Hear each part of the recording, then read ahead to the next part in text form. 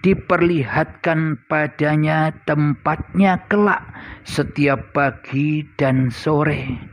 Jika ia penduduk surga, maka diperlihatkan bahwa ia penduduk surga. Jika ia penduduk neraka, maka diperlihatkan bahwa ia penduduk neraka. Dan dikatakan padanya, inilah tempatmu, demikian hingga kau dibangkitkan Allah di hari kiamat. Sahih Bukhari. Alhamdulillahirabbil alamin. Jika kita kaji secara syariatnya, seolah-olah kejadian itu nanti ketika badan kita telah mati. Yakni sungguh jika di antara kalian telah wafat. Kalau syariat kan memahami wafat itu kan matinya badan. Diperlihatkan padanya tempatnya kelak setiap pagi dan sore. Mayat itu akan bisa melihat suasana pagi dan suasana sore. Jika ia penduduk surga, maka diperlihatkan bahwa ia penduduk surga. Jika ia penduduk neraka, maka diperlihatkan bahwa ia penduduk neraka. Dan dikatakan padanya, inilah tempatmu, demikian hingga kau dibangkitkan oleh Allah di hari kiamat. Sekarang kita logikakan. Sungguh jika di antara kalian telah wafat. Nah, kalau manusia wafat itu diperlihatkan padanya tempatnya kelak setiap pagi dan sore. Apakah mungkin manusia yang sudah wafat, yang sudah meninggal, yang sudah mati badannya bisa melihat pagi dan sore? Secara logika, apakah kita bisa melihat pagi dan sore bila kita sudah mati badannya? Logika ilustrasinya begini. Ketika Anda tidur nyenyaknya, ketika Anda habis sholat subuh tidur lagi, serontak Anda terbangun, terbata-bata melihat, oh ini sudah sore apa pagi. Ketika Anda terbangun seolah-olah seperti sore, padahal masih pagi. Nah, jadi hakikatnya orang tidur saja tidak tahu pagi dan sore, apalagi orang yang sudah wafat. Ini hakikatnya di sisi Allah. Coba hayati, coba sadari, apakah mungkin mayat bisa menyaksikan keadaan pagi dan keadaan sore, sementara kita sendiri saja belum mati ketika kita tidur tidak sadar bahwa waktu itu pagi atau sore, kita tidak menyadarinya di dalam tidur kita, apalagi jika kita sudah mati. Ini kajian secara hakikatnya. Jadi hadis Nabi ini pun juga mengandung arti syariat, yakni angan-angan manusia, dan arti yang hakikatnya, arti yang sebenar-benarnya. Sama Al-Quran dan Al-Hadis pun ada arti secara yang tertulis dan arti yang tersirat, yang tersembunyi, yang terrahasia di dalam rahasia. Jadi manakah mungkin kita tahu bila kita sudah wafat akan keadaan pagi dan sore, sementara ketika kita tidur masih hidup kita tidak tahu di dalam tidur kita itu pagi atau sore keadaannya. Kadang kita kaget, loh sudah sore, loh sudah pagi, terlambat kerja. Kalau kita menyadari bahwa ada pagi dan sore ketika kita tertidur, kan kita tak mungkin terlambat.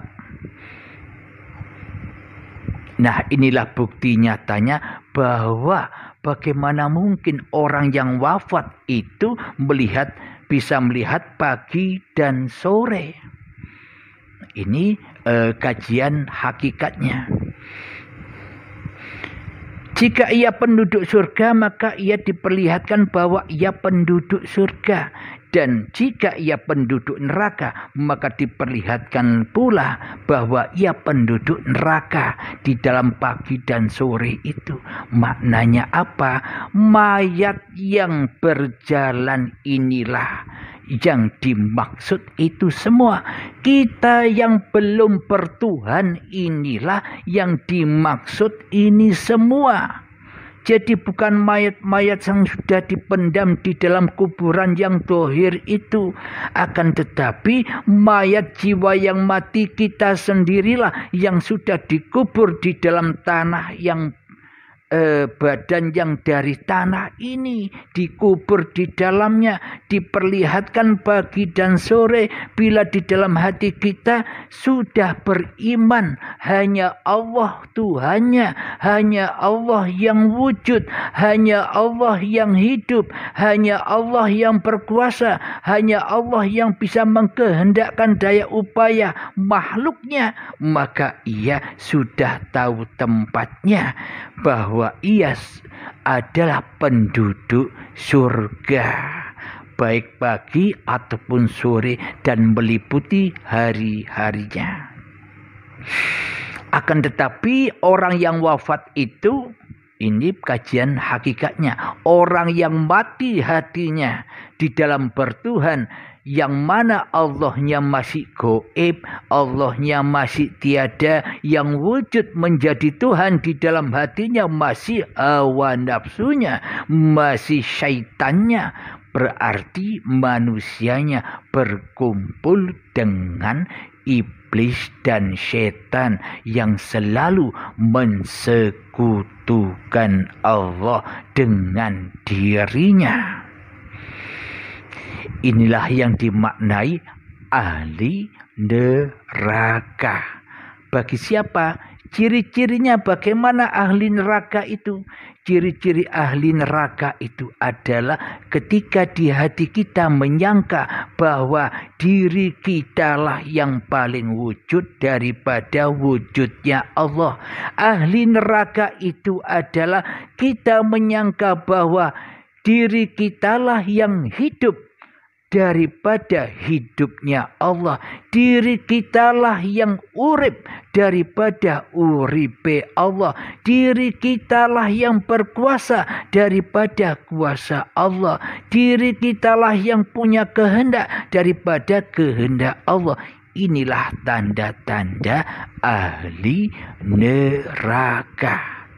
Yang mana iblis dan setan itu selamanya tidak rela, tidak ridho bila dirinya bersujud kepada Adam. Yakni tidak rela, tidak ridho bila iblis dan setan ini serta hawa nafsu kita sendiri bila kita dikatakan tidak ada, itu kita tidak rela, tidak ridho. Bila kita disebut tidak wujud, inilah tanda-tanda ahli neraka itu.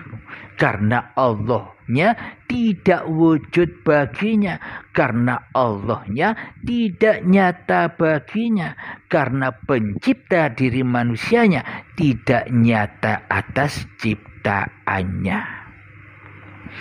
Alhamdulillahirabbil alamin. Jadi diceritakan di dalam alam barzah itu, di dalam alam penantian itu, manusia ada yang diazab, ada yang disiksa. Mereka membutuhkan doa-doa keluarganya. Mereka mengharap-harap doa-doa keluarganya. Keluarganya pun memvonis. Manusia yang ditinggalkannya pun memvonis. Pasti memvonis bahwa orang yang wafat, bahwa keluarganya yang wafat itu nanti bakal diazab di dalam kuburan. Pasti disiksa di dalam azab kuburan tanah itu. Pasti semua keluarganya mengira demikian.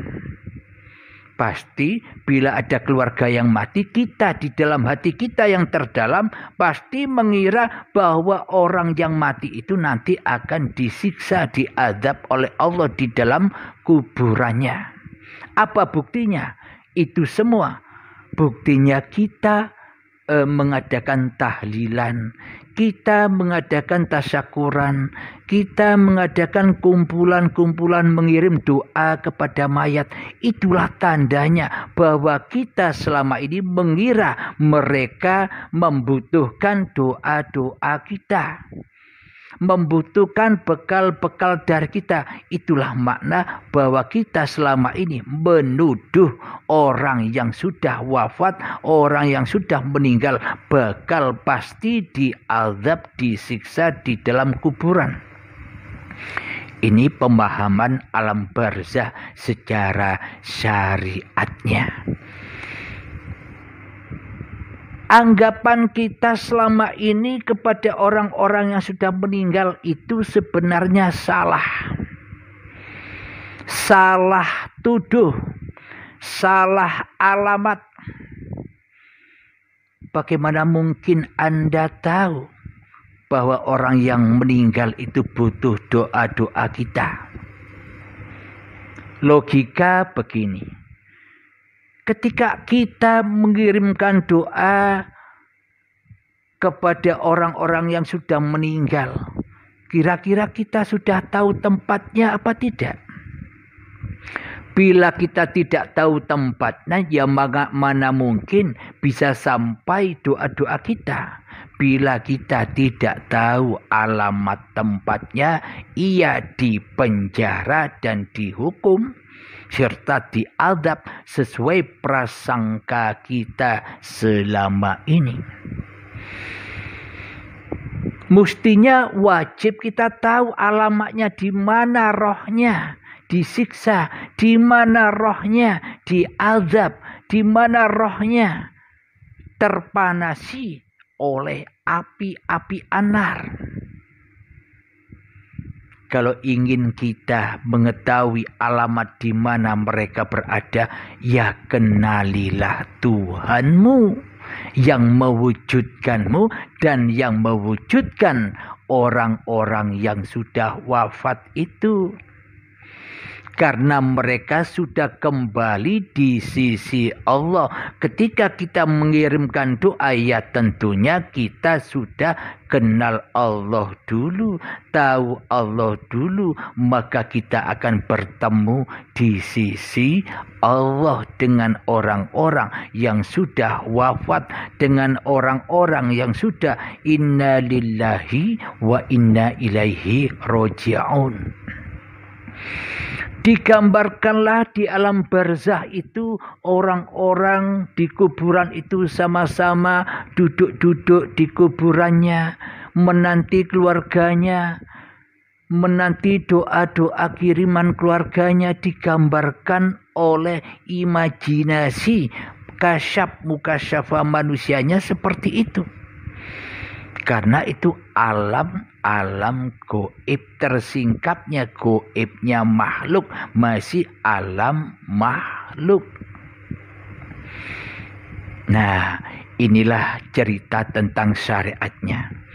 Saat inilah kita unggah babakan hakikatnya alam barzah itu bagaimana. Alhamdulillah telah sampailah kepada keterangan yang inti dari pertanyaan saudara kita Cik Ali dari Malaysia. Hakikatnya alam barzah itu apa dan bagaimana serta kapan terjadinya? Hakikatnya alam barzah, alam penantian, alam menunggu sampai hari kiamat serta hari kebangkitan datang. Saat itu menurut hakikatnya di sisi Allah ya sekarang, bagi orang-orang yang di dalam jiwanya Allah masih gaib, yang di dalam jiwanya Allah tiada, yang di dalam jiwanya Allah ora nyata, yang di dalam jiwanya yang wujud hanya dirinya sendiri, yang di dalam jiwanya yang hidup hanya diri manusianya sendiri, yang di dalam jiwanya yang berkuasa masih diri manusianya. Itulah yang dimaksud alam kubur, alam penantian jiwa yang mati dipendam, dikubur di dalam tanah yang badan yang dari tanah ini. Jadi sebenarnya yang menanti-nanti doa-doa itu bukan mayat yang di kuburan. Ini kita mengunggah di dalam sudut hakikatnya. Yang menunggu rahmat-rahmat itu adalah diri kita ketika kita belum bertuhan. Di dalam hati kita, kita yang wujud. Di dalam hati kita, kita yang hidup. Badan ini milik kita. Ketika kita diazab oleh Allah dengan berbagai macam kebutuhan-kebutuhan, ketika kita membutuhkan keinginan-keinginan, cita-cita, pasti kita berharap-harap berdoa kepada Allah, minta diijabahi doanya, minta direstui doa-doanya, minta dikabulkan doa-doanya. Karena kita selama ini ahli kubur, menunggu rahmatnya Allah, menunggu terkabulnya doa-doa kita dari Allah. Jadi yang menunggu rahmat, jadi yang menunggu kebaikan di alam kubur ini siapa?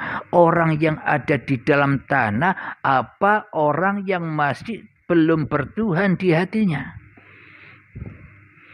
Inilah alam barzah itu. Jadi manusia menanti-nanti kebaikan atau kiriman dari yang mendoakan. Ini babakan hakikatnya begini. Manusia pada berlomba-lomba berdoa meminta kepada Allah agar dibebaskan dari kesulitannya, agar dibebaskan dari kemiskinannya, agar dibebaskan dari masalah-masalah yang membelitnya, agar dibebaskan dari hutang-hutangnya, agar dibebaskan dari musuh-musuhnya, agar dibebaskan dari penyakit-penyakitnya. Inilah doa-doa kita selama ini. Inilah bukti bahwa kita ini ahli kubur yang mengharap rahmatnya Allah. Karena kita belum bertuhan, ya jauh dari rahmatnya Allah. Kita hanya berharap-harap saja, berharap-harap dengan dusta kepada rahmatnya Allah selama ini. Karena yang jadi Tuhan masih diri kita sendiri. Berarti kitalah saat ini menunggu rahmatnya Allah, menunggu kiriman rezeki dari Allah, menunggu kenikmatan dari Allah, karena kita di dalam kuburan-kuburan badan ini. Jadi apa yang di dalam hadis dan Al-Quran itu sejatinya gambaran hati, keadaan hati kita selama ini. Gambarannya begitu.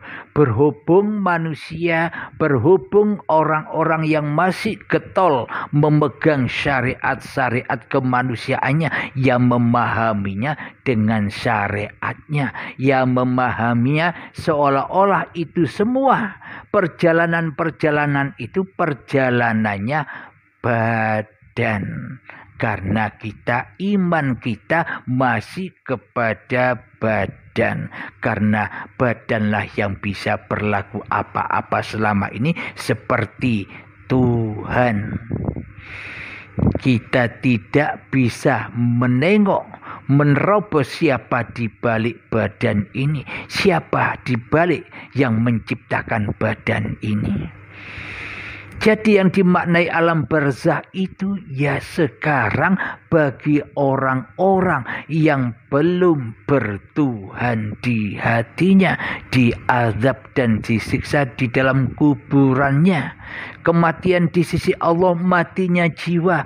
Kemudian setelah jiwanya mati karena tidak bertuhankan Allah, karena Allahnya masih gaib, dipendamlah oleh Allah, dikuburlah oleh Allah jiwa-jiwa yang mati ini di dalam badannya, batu nisannya, kepala dan kakinya. Kemudian diazablah di dalamnya karena ia ahli neraka, karena ia mensekutukan Allah dengan dirinya. Jadi kita selama ini penuh dengan penantian-penantian datangnya kiriman rahmat dari Allah, datangnya kiriman rezeki dari Allah. Itulah gambaran-gambaran kita selama ini mengirim doa kepada mayat yang sudah meninggal. Bagaimana mungkin orang yang sudah meninggal bisa kita kirimi? Wong sudah tidak ada. Orang tidur saja, ketika kita tidur kita dikasih makanan, dikasih minuman yang serba lezat, dikasih pakaian yang serba indah di samping kita, tapi kita masih tidur. Apa kira-kira kita ingat? Apa kira-kira kita menyadari bahwa di sebelah saya ada makanan minuman yang lezat, pakaian-pakaian yang indah ketika saya tidur? Kan tidak mengerti. Apalagi orang-orang yang sudah mati, mana mungkin bisa tahu.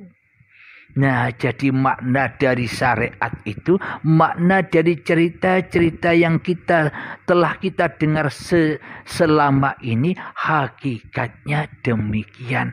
Karena semua cerita yang ada di dalam syariat itulah cermin dari akhiratnya, cermin dari hakikatnya, yakni cermin hati kita sendiri selama ini. Jadi bagi kita yang di dalam hati kita belum mentuhankan Allah, maknanya Allahnya masih gaib, cepat-cepatlah hijrah dari alam kegelapan, dari lembah dosa, dari lembah nerakanya iblis dan setan, dari panasnya hawa nafsu, hijrah menuju kepada Allah agar kita menjadi penduduk surga. Jadi ketika orang-orang yang sudah beriman kepada Allah ya tidak akan mengharap-harapkan kiriman lagi. Karena manusia yang sudah nyata Allahnya, sudah nyata uripe Allahnya, sudah nyata kekuasaan Allahnya, sudah menyadari karena Allah lah yang maha menyukupinya. Bahwa dirinya bukan apa-apa dan dirinya bukan siapa-siapa, hanya Allah lah yang menjadi sandaranku. Jadi bagi orang-orang yang beriman, sudah nyata Allahnya, innal awliya la khaufun alaihim walahum yahzanun.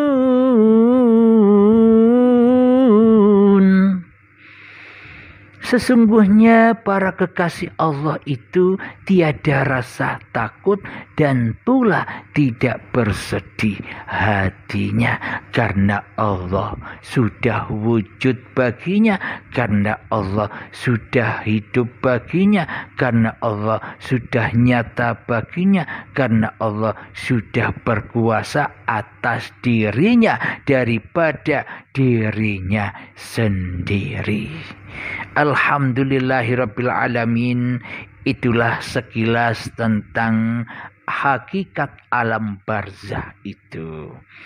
Semoga saya dan kita semua dibukakan pintu kesadaran kita, pintu hati kita, kematian hati kita segera dibangkitkan oleh Allah di hari kebangkitan. Alhamdulillahirabbil alamin. Sebelum kita akhiri, mari kita berlindung kepada Allah membaca sholawat zalimin daf'ul bala. Allahumma salli ala sayyidina Muhammad wa asghili zalimin bizzalimin.